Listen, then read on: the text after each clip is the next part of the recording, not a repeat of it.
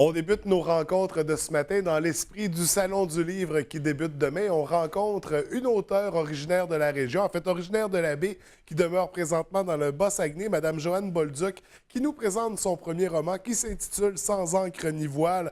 Alors, Mme Bolduc, bienvenue à l'émission, ça va bien? Ça va très bien, merci. Écoutez, j'ai votre premier livre présentement entre les mains, mais j'aimerais, avant qu'on en parle, qu'on revienne un peu sur ce désir-là d'écrire, parce que je crois que c'était un vieux rêve que vous chérissiez depuis toute petite. Est-ce que vous pouvez m'en parler un peu? Tout à fait. Pour moi, écrire, c'était un rêve. J'ai quand même travaillé toute ma vie en physiothérapie. J'ai eu une très belle carrière, mais j'avais gardé ce rêve-là un peu en dormance. Ouais. Et voilà, c'est l'heure de la retraite et je me suis permis de publier mon premier roman, effectivement. Est-ce qu'il y a un élément déclencheur qui a réveillé ce rêve-là, qui l'a réactivé? Ou c'est vraiment, c'est à l'approche de la retraite, on s'est dit, bon, ça y est, on veut Mais en fait, concrétiser j'ai commencé à l'écrire un peu avant parce que j'aimais vraiment écrire. C'est ça. Et puis, j'ai écrit et je suis devenue en communication avec Francesca Tremblay de Publications Ouais. Saguenay. Et j'ai vu que c'était possible. C'était un rêve. Je pense que des fois, les rêves, il faut y croire aussi. Et à partir de ce moment-là, bien, le rêve s'est concrétisé en un livre. Oui. On va revenir sur l'aspect publication Saguenay Oui. parce qu'on parle d'autopublication dans ce cas-ci. Oui, c'est ça. Un aspect que je trouve très intéressant. Mais là, on va plonger dans le vif du sujet. Le livre Sans encre ni voile. Oui. De quoi ça traite, cette histoire-là? En fait, c'est un roman d'amour. On y parle. Le personnage principal, qui s'appelle Anne, vit un mal-être.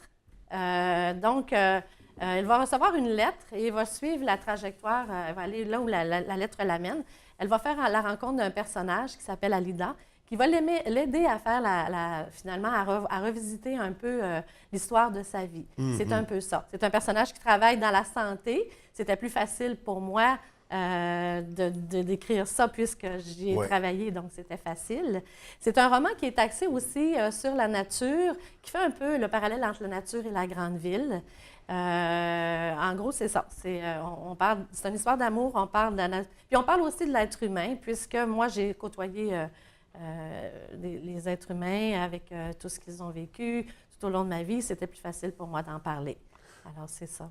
Qu'est-ce qui vous a inspiré cette histoire-là? L'histoire de départ, lorsque j'étais jeune, j'ai eu connaissance d'un événement qui est arrivé.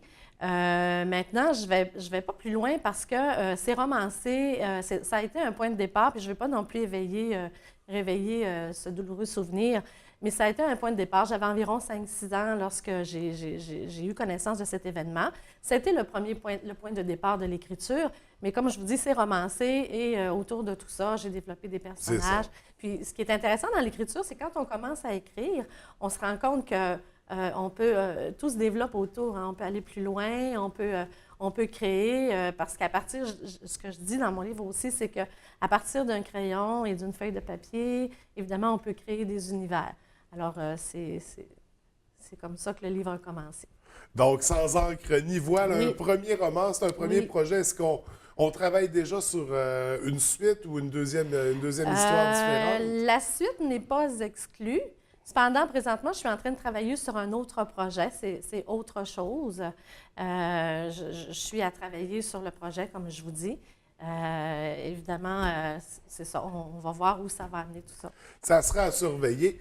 Pour le premier roman, on a choisi de se diriger du côté de l'autopublication Oui. avec le service offert par Publications Saguenay. Qu'est-ce qui vous a dirigé vers ce choix-là? En fait, lorsque j'ai communiqué avec Mme Francesca Tremblay de Publications Saguenay, j'ai trouvé que c'était intéressant, la façon de fonctionner. Je vais vous dire que pour moi, cette expérience-là, ça m'a amené à découvrir le monde de la littérature.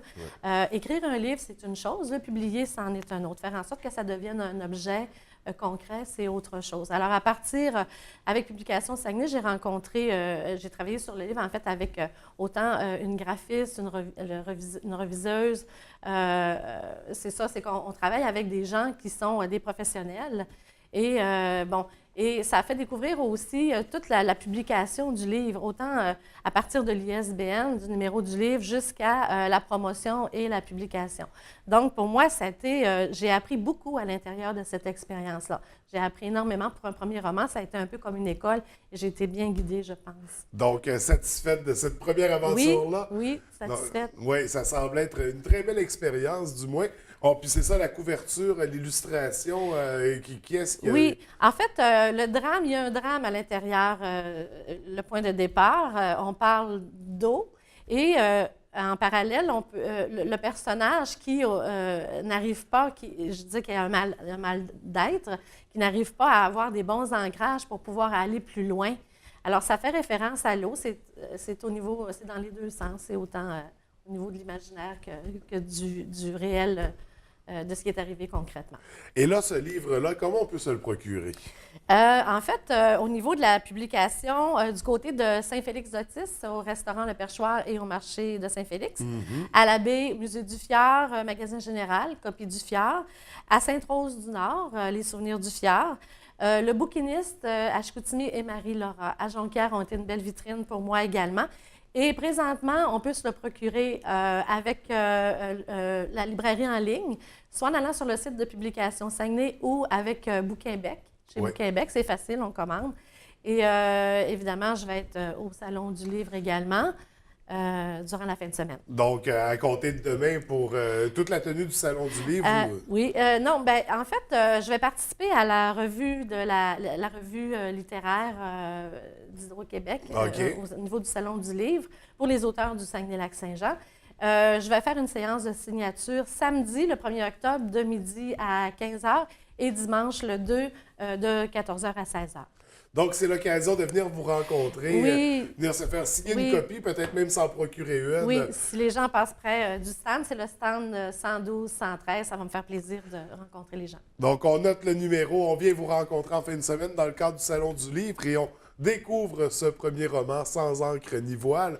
Alors, malheureusement, c'est tout le temps qu'on avait pour ce matin, mais j'espère qu'on aura la chance de se revoir bientôt pour un deuxième roman. J'espère Ou aussi. du moins, je vous le souhaite, je vous souhaite de poursuivre l'aventure littéraire parce que ça semble vous passionner. Donc, écoutez, merci d'avoir pris le temps de venir nous rencontrer, puis on vous souhaite une belle suite dans cette aventure-là et un beau Salon du Livre. Ça me fait plaisir, merci beaucoup. Merci.